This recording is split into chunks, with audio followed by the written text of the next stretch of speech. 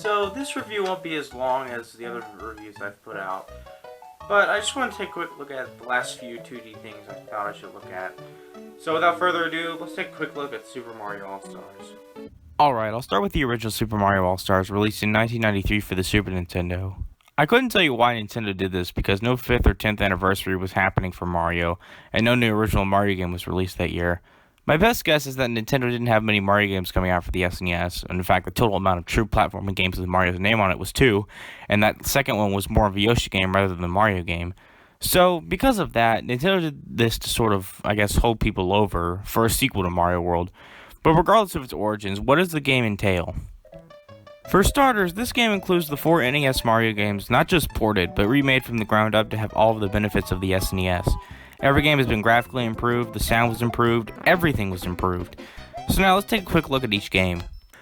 Starting off with Super Mario Bros., it's still the same game, but it looks and sounds way better than the original, and feels almost like an entirely different game.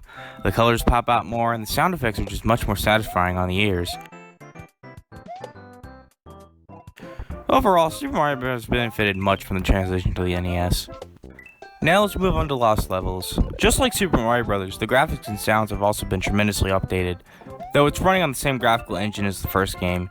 In addition to looking and sounding better, the game also allows you to save at any level, as well as requiring you to beat the game once to unlock worlds A through D. Just like its predecessor, the Lost Levels benefited a lot, and if I'm being honest, it benefited the most from the All-Stars remake.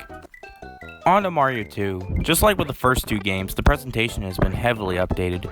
The sky and caves that used to be just one plain color on the NES now have layers that make the game feel a little bigger and more adventurous. It also allows for the function to save at any world, so that's nice to have. So far, these remakes have shown to improve on just about everything, and Mario 2 is no exception. It's the best looking and sounding version of the game by far. Finally, there's Mario 3. Of all the games that were remade, I'd say this one was touched the least.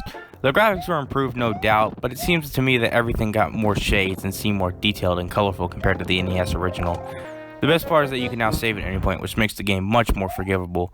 As a whole, Super Mario All-Stars is the definitive version of these games for me, but I'd still recommend playing the originals as I think they still hold up. Either way, you're getting a good gaming experience. Lastly, let's look at Mario 3D All-Stars. Short and to the point, it's similar to Mario All-Stars, multiple games in one package and all, but this time Mario 64, Sunshine and Galaxy are included, all cleaned up and boosted for HD. I think it would have been nice to have these games remade, mainly Mario 64, but I'm still happy with what we got. Sunshine and Galaxy have been optimized for widescreen TVs, which makes them feel more modern. These games have also been given new control setups, and in my experience, they work well for what they're needed to do. While $60 may be a bit of a hefty price for some, I still say it's worth picking up for any Mario or Nintendo fan, as this is a definitive way to play these games. If you're at all interested, buy it now. This game is only available for a limited time. Well, that's the end, folks. I hope you all enjoyed watching these videos. I had a really fun time making these personal retrospective look-backs on the classic 2D Mario games. But just to be sure and let you guys know, this won't be the end of the series reviews by a long shot. I plan to move on to some other projects for now, and I plan to come back to some other video game series as well. And then I'll probably come back to the early 3D Mario games, starting with 64 and ending with Galaxy 2. I hope by that point it's been ported to the Switch, but if not, I can just get it on the Wii. So, thank you all for watching, be sure to subscribe, have a good day, and I'll see you in the next review.